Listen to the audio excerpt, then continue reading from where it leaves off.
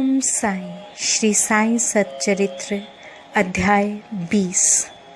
श्री काका साहेब दीक्षित की नौकरानी द्वारा श्री दास गणों की समस्या किस प्रकार हल हुई, इसका वर्णन हेमांत पंत ने इस अध्याय में किया है। प्रारंभ।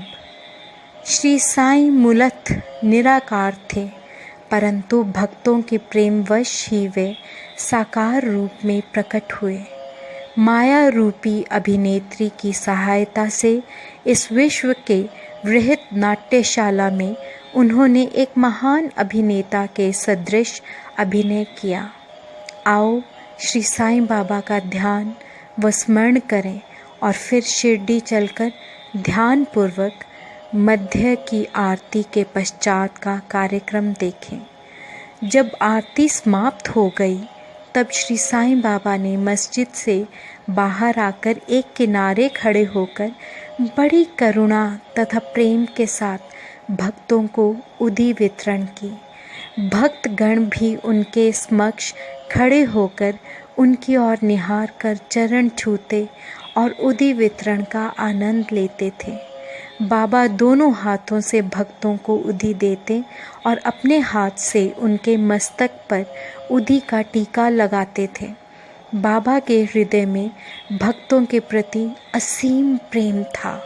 वे भक्तों को प्रेम से संबोधित करते, आओ ओ भाऊ, अब जाओ भोजन करो।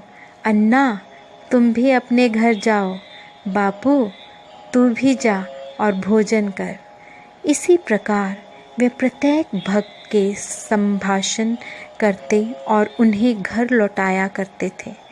आहा, क्या दिन थे वे, जो अस्त हुए तो ऐसे कि फिर इस जीवन में कभी ना मिले। यदि तुम कल्पना करो तो अभी भी उस आनंद का अनुभव कर सकते हो। अब हम साईं की आनंदमयी मूर्ति का ध्यान कर नम्रता, प्रेम और आदर पूर्वक उनकी चरण वंदना कर इस अध्याय की कथा आरंभ करते हैं। ईशोपनिषद।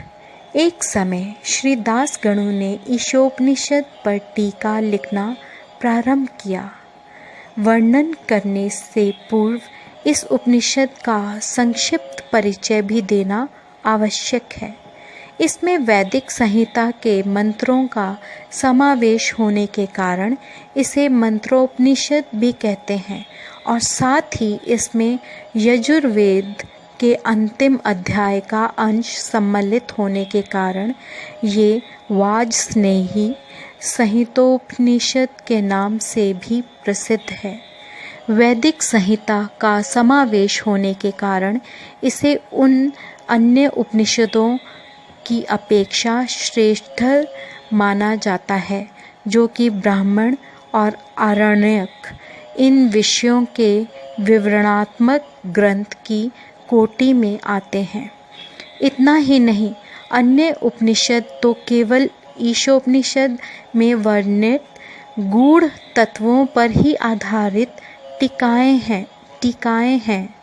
पंडित सातवलेकर द्वारा रचित बृहदारण्यक उपनिषद एवं ईशोपनिषद की टीका प्रचलित टीकाओं में सबसे श्रेष्ठ मानी जाती है। Professor R.D. रानाडे का कथन है कि ईशोपनिषद एक लघु उपनिषद होते हुए भी उसमें अनेक विषयों का समावेश है, जो एक असाधारण अंतर्दृष्टि प्रदान करता है। इसमें केवल 18 श्लोक में ही आत्म तत्व वर्णन, एक आदर्श संत की जीवनी जो आकर्षण और कष्टों के संसर्ग में भी अचल रहता है, कर्मयोग के सिद्धांतों का प्रतिबिंब जिसका बाद में सूत्रीकरण किया गया, तथा ज्ञान और कर्तव्य के पोषक तत्वों का वर्णन है, जिसके अंत में आदर्श, चमत्कारिक और आत्म संबंधी गूढ़ तत्वों का संग्रह है। इस उपनिषद के संबंध में संक्षिप्त परिचय से स्पष्ट है कि इसका प्राकृत भाषा में वास्तविक अर्थ सहित अनुवाद करना कितना दुष्कर कार्य है। श्रीदास गनु ने ओवी छंदों में अनुवाद तो किया, परंतु उसके सार तत्व को ग्रहण ना कर सकने के कारण उन्हें अपने कार्य से संतोष ना हुआ। इस प्रकार असंतुष्ट होकर उन्होंने कई अन्य विद्वानों से शंका निवारणार्थ परामर्श और वाद विवाद भी किया, परंतु समस्या पूर्वत जटिल ही बनी रही और संतोषजनक भावार्थ करने में कोई भी सफल ना हो सका। इसी कारण श्री दास गणु बहुत ही असंतुष्ट हुए। केवल सद्गुरु ही अर्थ समझाने में समर्थ। ये उपनिषद वेदों का महान विवरणात्मक सार है। इस अस्त्र के प्रयोग से जन्म मरण का बंधन छिन्न भिन्न हो जाता है और मुक्ति की प्राप्ति होती है। अतः श्रीदास गणु को विचार आया कि जिसे आत्म साक्षात्कार हो चुका है, केवल वही इस उपनिषद का वास्तविक अर्थ कर सकता है। जब कोई भी उनकी शंका का निवारण ना कर सका, तो उन्होंने शिरडी जाकर बाबा के दर्शन करने का निश्चय किया। जब उन्हें शिरडी जाने का शुभ अवसर प्राप्त हुआ, तो उन्होंने बाबा से भेंट की और चरण वंदना करने के पश्चात उपनिषद में आई हुई कठिनाइयाँ उनके समक्ष रखकर उनसे हल करने की प्रार्थना की। श्री साईं बाबा ने आशीर्वाद देकर कहा कि चिंता करने की कोई आवश्यकता नहीं, उसमें कठिनाई ही क्या है। जब तुम लौटोगे तो विल्ले परला में काका दीक्षित की नौकरानी तुम्हारी शंका का निवारण कर देगी। उपस्थित लोगों ने जब ये वचन सुने तो वे सोचने लगे कि बाबा केवल विनोद ही कर रहे हैं और कहने लगे कि क्या एक अशिक्षित नौकरानी भी ऐसी जटिल समस्या हल कर सकती है। परंतु दास गणु को तो पूर्ण विश्वास था कि बाबा के वचन कभी असत्य नहीं हो सकते, क्योंकि बाबा के वचन तो साक्षात ब्रह्म वाक्य ही हैं। काका की नौकरानी। बाबा के वचनों में पूर्ण विश्वास करके शिरडी से विल्ले परले में पहुंचकर काका दीक्षित के यहाँ ठहरे। दूसरे दिन दास गणु सुबह की मीठी नींद का आनंद ले रहे थे, तभी उन्हें एक निर्धन बालिका के सुंदर गीत की स्पष्ट और मधुर स्वर सुनाई पड़ा। गीत का मुख्य विषय था एक लाल रंग की साड़ी। वे कितनी सुंदर थी, उसका जरी का आंचल कितना बढ़िया था, उसके छोर और किनारे कितने सुंदर थे, इत्यादि। उन्हें वह गीत अति रुचिकर प्रतीत हुआ। इस कारण उन्होंने बाहर आकर देखा कि ये गीत एक बालिका नम्या की बहन, जो काका साहेब दीक्षित की नौकरानी है, गा रही है। बालिका बर्तन मांज रही थी और केवल एक फटे कपड़े से तन ढके हुए थी। इतनी दरिद्र परिस्थिति में भी उसकी प्रसन्न मुद्रा देखकर श्री दास गणु को दया आ गई और दूसरे दिन श्री दास गणु ने श्री M.V. प्रधान से उस निर्धन बालिका को एक उत्तम साड़ी देने की प्रार्थना की। जब राव बहादुर M.V. प्रधान ने उस बालिका को एक धोती का जोड़ा दिया, तब एक क्षुधा पीड़ित व्यक्ति को जैसे भाग्यवश मधुर भोजन प्राप्त होने पर प्रसन्नता होती है, वैसे ही उसकी प्रसन्नता का पारावार न रहा। दूसरे दिन उसने नई साड़ी पहनी और अत्यंत हर्षित होकर नाचने कूदने लगी एवं अन्य बालिकाओं के साथ वे फुगड़ी खेलने में मगन रही। अगले दिन उसने नई साड़ी संभालकर संदूक में रख दी और पूर्ववत फटे पुराने कपड़े पहनकर आई। फिर भी पिछले दिन के समान ही प्रसन्न दिखाई दी। ये देखकर श्री दास गणों की दया आश्चर्य में परिणत हो गई।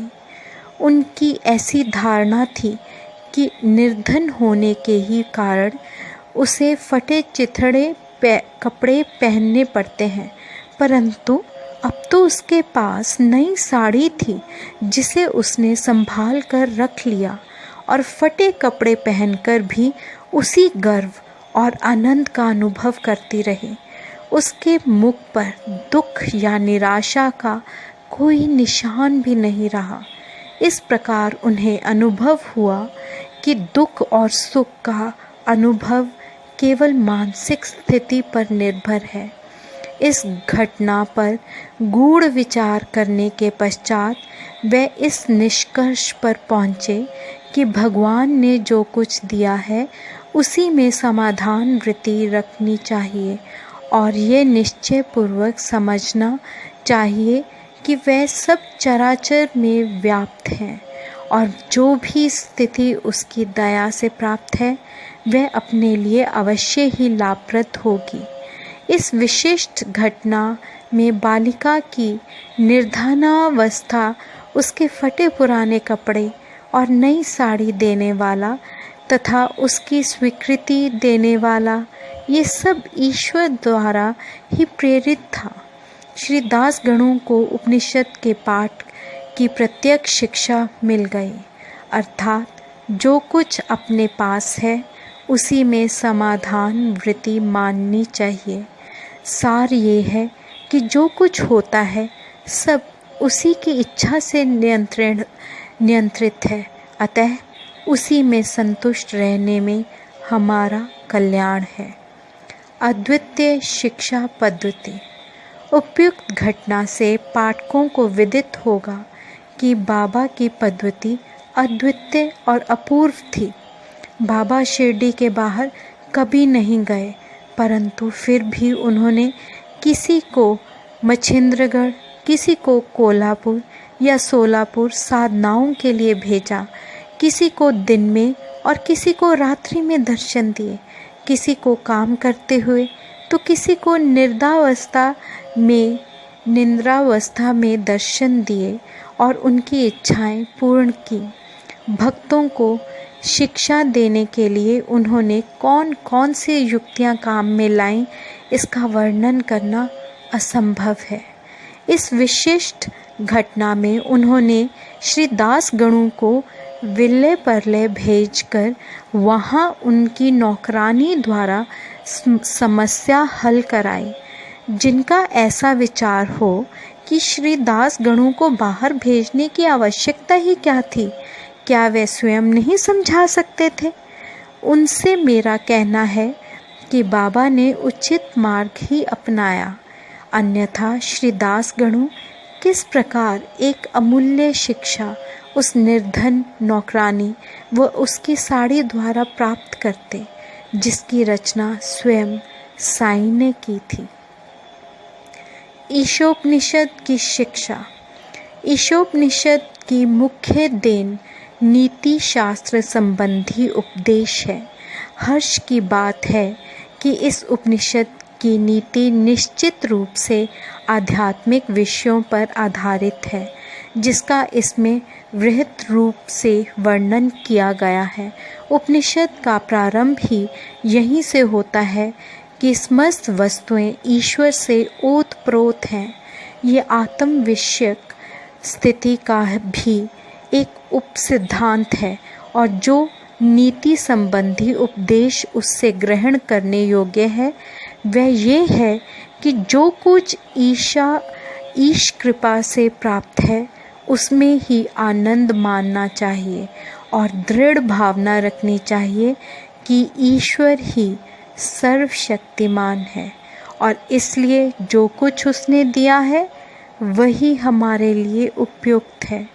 ये भी उसमें प्राकृतिक रूप से वर्णित है कि पराये धन की तृष्णा की प्रवृत्ति को रोकना चाहिए। सारांश ये है कि अपने पास जो कुछ है उसी में संतुष्ट रहना, क्योंकि यही ईश्वर की इच्छा है। चरित्र संबंधी द्वितीय उपदेश ये है कि कर्तव्य को ईश्वरेच्छा समझते हुए जीवन व्यतीत करना चाहिए, विशेषतः उन कर्मों को जिनको शास्त्र में वर्णित किया गया है। इस विषय में उपनिषद का कहना है कि आलस्य से आत्मा का पतन हो जाता है और इस प्रकार निरपेक्ष कर्म करते हुए जीवन व्यतीत करने वाला ही अकर्मण्य के आदर्श को प्राप्त कर सकता है।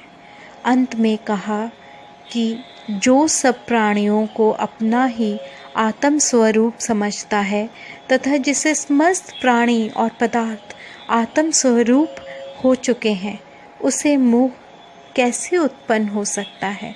ऐसे व्यक्ति को दुख का कारण नहीं हो सकता। सर्वभूतों में आत्मदर्शन ना कर सकने के कारण भिन्न भिन्न प्रकार के शोक, मोह और दुखों की वृद्धि होती है, जिसके लिए सब वस्तुएं आत्म स्वरूप बन गई हों, वे अन्य सामान्य मनुष्यों का छिद्रान्वेषण क्यों करें? श्री सद्गुरु साईनाथा प्रणमस्तु। शुभम भवतु। ओम साई। ओम साई। श्री साई सच्चरित्र अध्याय 20। श्री काका साहेब दीक्षित की नौकरानी द्वारा श्री दास गणों की समस्या किस प्रकार हल हुई, इसका वर्णन हेमांत पंत ने इस अध्याय में किया है। प्रारंभ। श्री साईं मूलतः निराकार थे, परंतु भक्तों के प्रेमवश ही वे साकार रूप में प्रकट हुए।